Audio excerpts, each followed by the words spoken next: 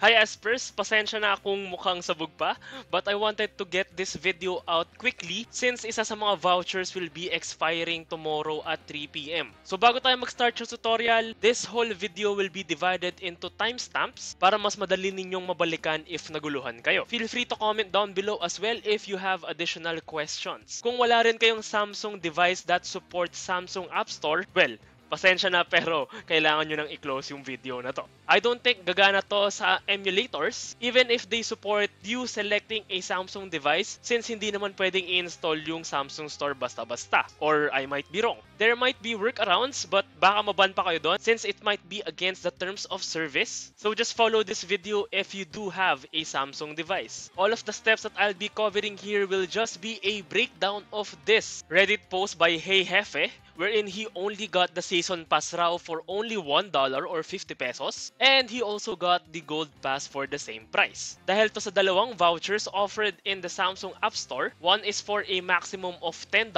off and the other is $3 off any item na kasama sa list of participating games. This is not in any way restricted to Marvel Snap and the other upcoming voucher na i-discuss ko later on baka gamitin ko sa Honor of Kings. Gusto ko nga rin pala magpasalamat kay Clyde na mukhang tumatambay sa Marvel Snap Reddit kaya naman kaming mga nasa Messenger GC lang ay laging updated. Now, let's go over the prerequisites para naman smooth yung pagsunod nyo sa steps. Number 1, again, Samsung device that has the Samsung App Store. Number 2, install a trusted VPN app.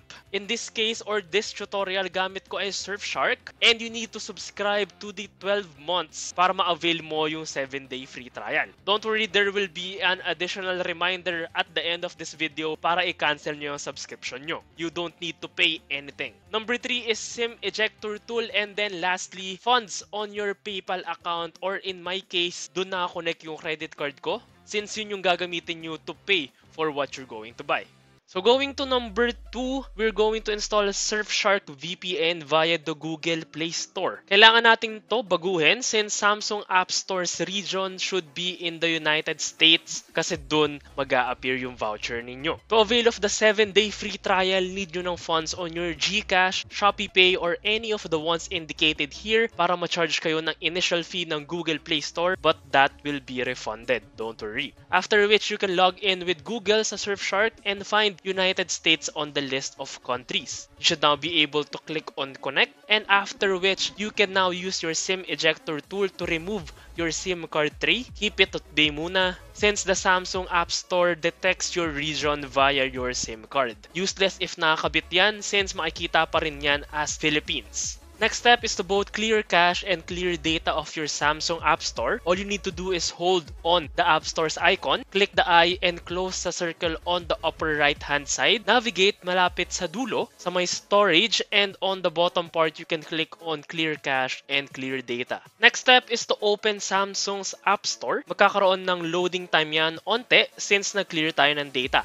Click on menu. And to get an idea kung saan galing yung mga vouchers na binibigay nila, you can click on events. There you will find Galaxy Gamer Gift which is the $10 voucher. Yun muna yung bibisitahin natin and you need to accept the terms and conditions before going back one page to click on claim coupon.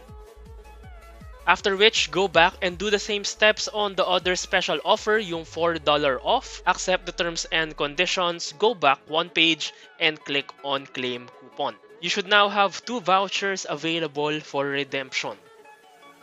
Next step is to open Marvel Snap in the Samsung's App Store. I'm sure pwede nyo rin naman i-open yung app sa homepage ninyo. Navigate to the item that you want to buy sa shop. And since I already bought the season pass, quite unfortunate, but for this demo's purpose, I'll be buying Skybound Swords. Valued at $14.99, but since we have a $10 voucher, we're expecting to pay just $4.99 USD or roughly 250 pesos including na yata yung taxes. Hindi ko nga pala mapagana dyan yung pagbili using a saved debit or credit card. Kaya naman I am going to opt for PayPal. And since we're in another region, don't expect for GCash or ShopeePay to appear there. On Samsung's checkout page, click on other payment methods and maseselect nyo dyan yung PayPal. Pag nasa PayPal na tayo, log in and I usually pay in USD for all of my purchases while using my credit card and I do recommend the same.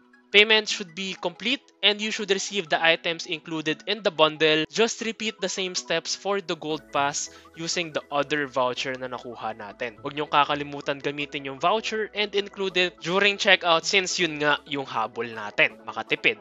At gumastos na rin.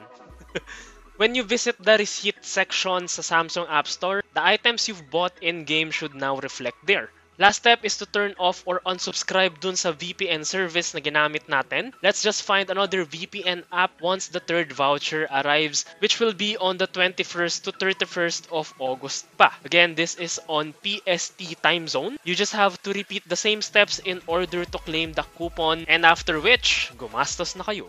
Third voucher should be available for redemption on August 22 pagka-hit ng daily reset sa atin at 3 AM. So happy shopping, Espers, and let me know if you have any improvements sa step-by-step breakdown natin since time is gold. We want every step as efficient as possible. Good luck sa grind for Infinite, and inuulit ko, this is not restricted to just Marvel Snap. Go check out Samsung's App Store to see the top grossing games wherein you can avail of the voucher redemption. Take care, Espers, and have a happy Budol Sunday.